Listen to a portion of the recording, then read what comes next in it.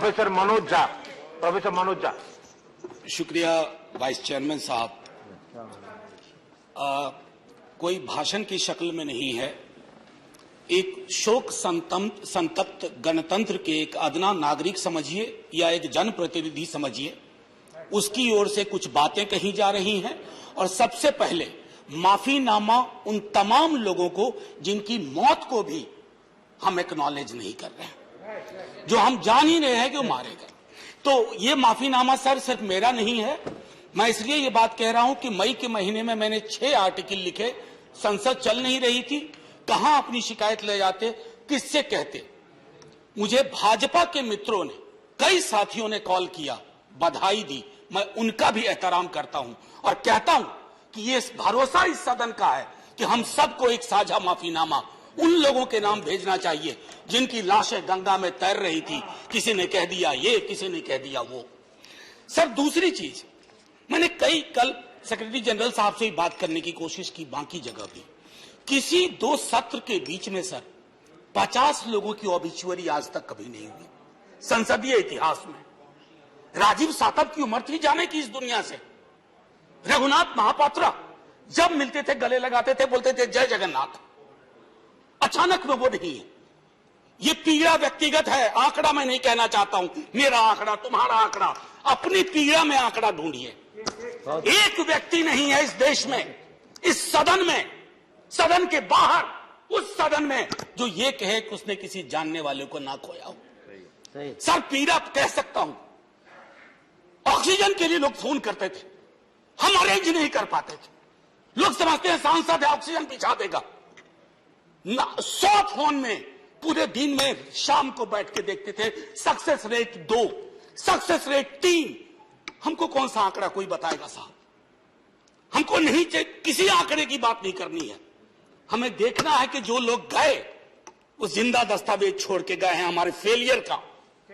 मैं आपकी बात नहीं कर रहा हूं साहब। आप कहिएगा 70 साल में कुछ नहीं हुआ, मैं उसमें जाना ही नहीं चाहता।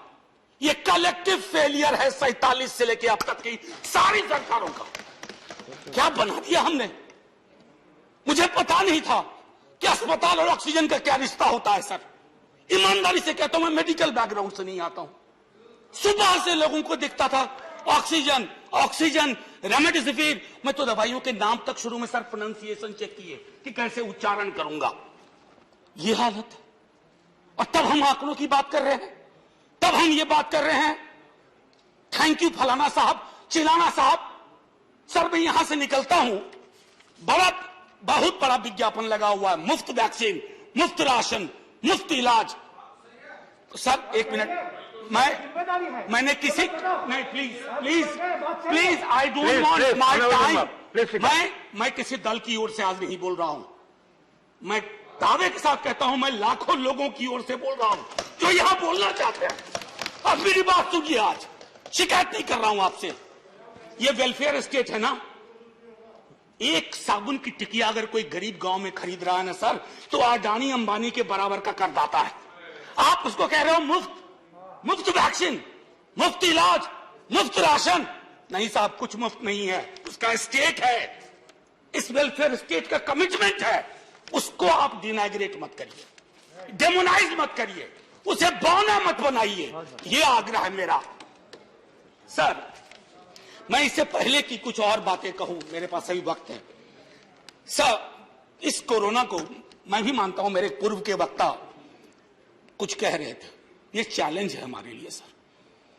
बहुत बड़ी बड़ी बातें नए नए कानून की हो रही है।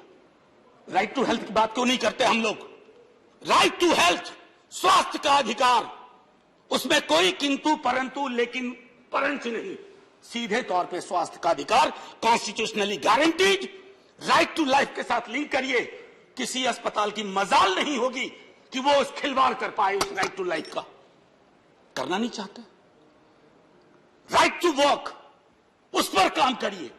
पॉपुलेशन को लेकर के बहुत बातें हो रही हैं साहब। डेमोग्राफी को डेमोग्राफर्स को छोड़ दीजिए, बड़ा संश्लिष्ट विज्ञान है, लेकिन ये हम कर सकते हैं इस सदन और उस सदन में। Right to life, right to work पर लेजिस्लेशन लाइए ताकि कोई आपदा आए। अभी तो हमारे लीडर ऑफ हाउस नहीं है, नए नए बने हैं। उनसे मैं कहता, जब वो रेल मंत्री थे हॉस्पिटैलिटी सेक्टर के लोगों को निकाल दिया गया।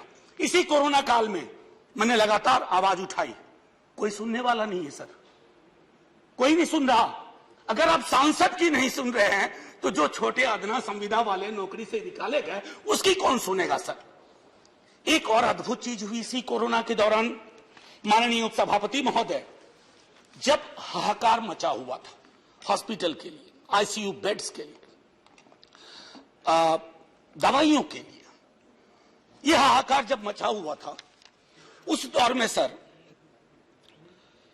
कई चीजें हुई, जिसमें से एक जो महत्वपूर्ण चीज मैं जिसका जिक्र करूंगा, उस हाहाकार में सरकारें, मैं सिर्फ केंद्र को नहीं कह रहा हूं, कई राज्य सरकारें भी नदारद थी।